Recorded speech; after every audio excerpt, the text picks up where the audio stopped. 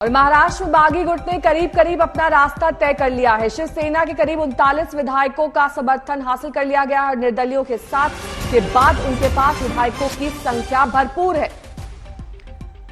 दोपहर 12 बजे शिंदे ने बागियों की अहम बैठक बुलाई है और इस बीच गुवाहाटी से मुंबई तक सरकार पर हलचलें तेज हैं। विभागों का बंटवारा किए जाने के बाद ये पहली बैठक बताई जा रही है। बाकी मंत्रियों से पद छीनने के बाद ये पहली अहम बैठक जो 12 बजे बुलाई गई है। सूत्रों के मुताबिक शिंदे गुट और बीजेपी के बीच सरकार को लेकर मंथन भी तेज हो चुका है। सूत्रों के मुताबिक शिंदे कैंप 13 और बीजेपी खेमा 29 मंत्रियों के फॉर्मूले पर मंथन कर रहा है। कमलेश सितार मेरे सहयोगी इस वक्त तमाम जानकारी के साथ जुड़े हैं। कमलेश, अब देखिए ये बेहद अहम और नाटकीय मोड़ जब ये भी तय कर दिया गया है कि किसको क्या मिलेगा, कौन सा मंत्रालय किस पार्टी के पास कितने पद रहेंगे। जैसे ही महाराष्ट्र में कल से गतिविधियां तेज हो गई उसके बाद में ये मानकर चल रहा है दिल्ली खेमा की उद्धव ठाकरे के पास में कोई अभी विकल्प नहीं बचे और महाराष्ट्र में जल्दी नई सरकार आ सकती है, जिसको लेकर अटकलों का बाजार गर्म है। साथ ही साथ अगर सरकार आती है तो किस तरह का फॉर्मूला रहेगा, इस पर भी मंथन हो रहा है।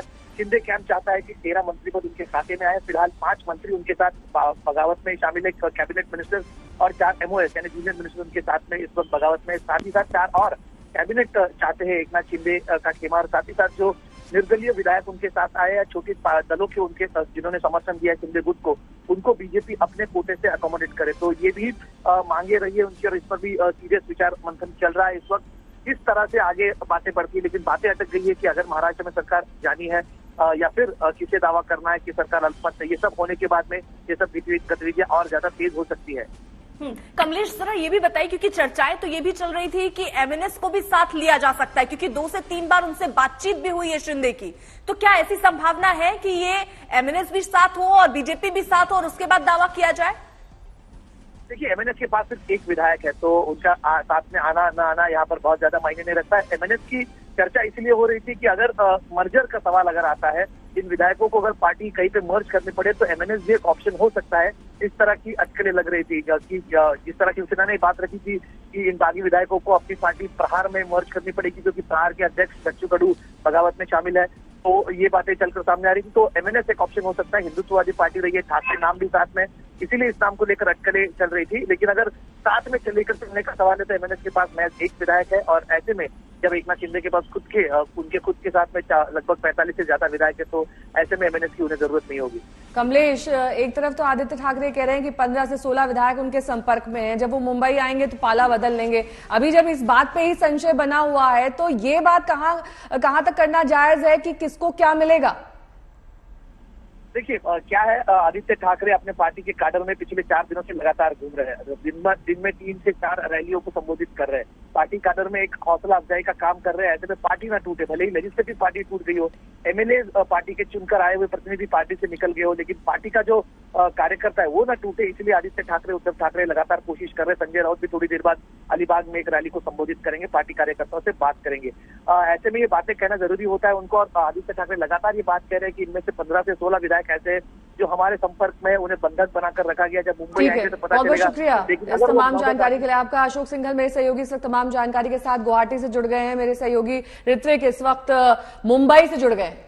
और जल्दी से जरा अशोक का रुख करते हुए, अशोक, क्योंकि यही खबरें आ रही थी कि यहाँ एक तरफ कोशिश उद्धव गुट की ये है कि वहां से विधायक वापस आए, लेकिन वो कुछ होता हुआ नजर नहीं आ रहा। शिंदे कुनबा ही बढ़ता हुआ नजर आ रहा है। ये जानकारी मिल रही है कि कुछ और विधायक जुड़ सकते हैं इनके साथ। कब तक हो सकता है ये?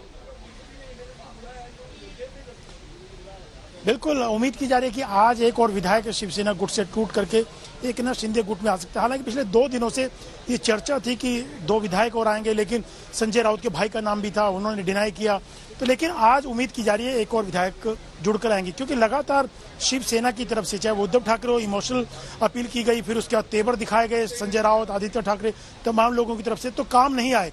दावा बार बार किया जा रहा है कि 15 से 16 विधायक हमारे टच में, लेकिन जो उनके नजदीकी थे, उदय सावंत, 2 दिन पहले उनके साथ मीटिंगों में पार्टिसिपेट करते थे आदित्य ठाकरे, उद्धव ठाकरे के साथ, वो भी टूट के 2 दिन पहले यहाँ पे आ चुके हैं।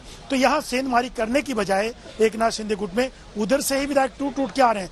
तो कहीं ना कहीं चैलेंज शिवसेना के लिए है, क्योंकि लगातार उनका कुनबा छोटा हो रहा है और यहाँ पे बढ़ रहा है। दूसरा, सुप्रीम कोर्ट के आदेश निर्देश के बाद भी इनके हौसले बुलंद हैं, उत्साह में हैं, खुश हैं, तो और उधर से विधायक जुड़ रहे हैं। तो तो कहीं ना कहीं एकनाथ शिंदे जो है लगातार उनका मनोबल बढ़ रहा है। और दूसरा, बीजेपी उनके साथ शामिल है, रणनीति जो बनाई जा रही है कल सुप्रीम कोर्ट के निर्णय के बाद बीजेपी लगातार टच में है कि आगे कैसे बढ़ा जाए। हालांकि इनिशिएट अभी नहीं कर रहे हैं, बीजेपी आगे बढ़ के नहीं कर रहे हैं, लेकिन अपने फ्रंट पर देवेंद्र फडणवीस अलग से मीटिंग में आ रहे हैं। बैकफुट पर यहाँ पर लगातार इनके टच बीजेपी में दिखाई दे रही है, फोर फ्रंट में भी आकर नहीं खेल रही है। लेकिन इस बीच ऋत्विक भी हमारे सहयोगी मुंबई से जुड़े हुए। ऋत्विक, जो 2:30 बजे कैबिनेट की बैठक बुलाई है उद्धव ने, क्या एजेंडा रहने वाला है इसका?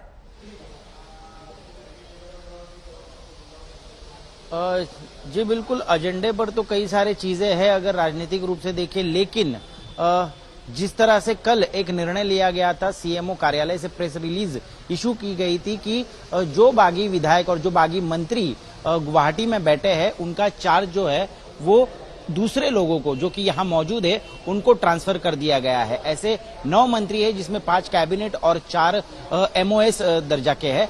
लेकिन ये निर्णय लेने के बाद आज ये बैठक बुलाई गई है और ये प्रेस रिलीज में बताया भी गया था कि जिस तरह से स्थिति महाराष्ट्र में है, मानसून आ चुका है और बारिश कई जगह पर हो रही है, किसानों के हाल कई जगह पर हो रहे हैं, तो उसको लेकर जो है आज कैबिनेट में चर्चा हो सकती है। एजेंडा पर जो है दिखाई दे सकता है कि इन विषयों पर चर्चा हुई है, लेकिन सबसे अहम बात यही होगी कि मुख्यमंत्री फिर एक बार कैबिनेट में मौजूद रहेंगे कि नहीं रहेंगे या फिर से वर्चुअली वो इस कैबिनेट को संबोधित करेंगे। सवाल ये भी है कि क्या मुख्यमंत्री अब जो कि स्थिति दिख रही है राजनीतिक नंबर बढ़ते जा रहे हैं एकनाथ शिंदे कैंप के पास, और शरद पवार जो कि दिल्ली से मुंबई लौटे हुए रात को आज वाईबी चौहान सेंटर में पहुंचे हुए, सुबह कोई हलचल खासकर दिख नहीं रही है। कोई लौटेंगे आप दोनों के पास तमाम अपडेट्स के लिए।